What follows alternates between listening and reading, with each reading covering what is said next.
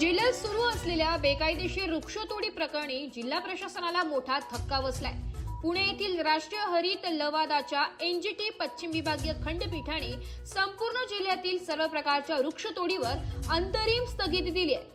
सोमवार दिनांक 5 जानेवारी रोजी दिलेल्या या आदेशानुसार कायदेशीर प्रक्रिया पूर्ण करून वैध परवाना घेतल्याशिवाय एकही झाड तोडता येणार नाही असे स्पष्ट निर्देश देण्यात आले।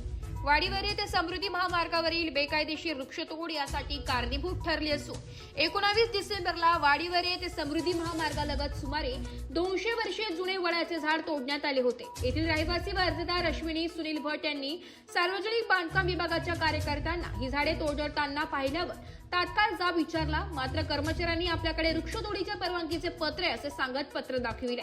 हे पत्र केवळ अपघातप्रवण झाडे व फांद्या काढण्याकरिताचे होते।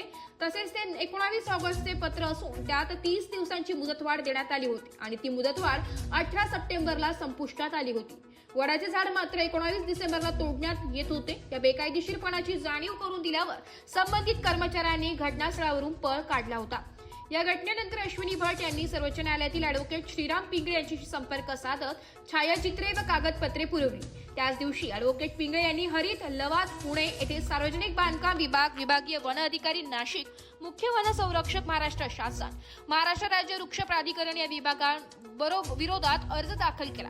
दरम्यान प्रकरण न्यायप्रविष्ट असतानाच 29 डिसेंबरला पुन्हा त्याच परिसरात वृक्षतोडीचा प्रयत्न करण्यात आला। मात्र गौरव देशमुख, रोहन देशपांडे व त्यांच्या सहकाऱ्यांनी वेळीच हस्तक्षेप करीत ही बेकायदेशीर कारवाई थांबवली आहे।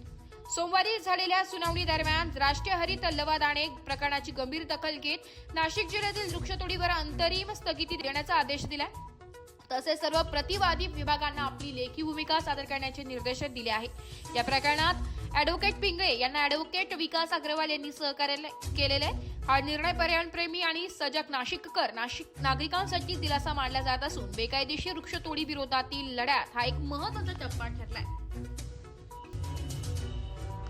एसपीआरटी न्यूज साठी नाशिक शहर प्रतिनिधी नाशिक।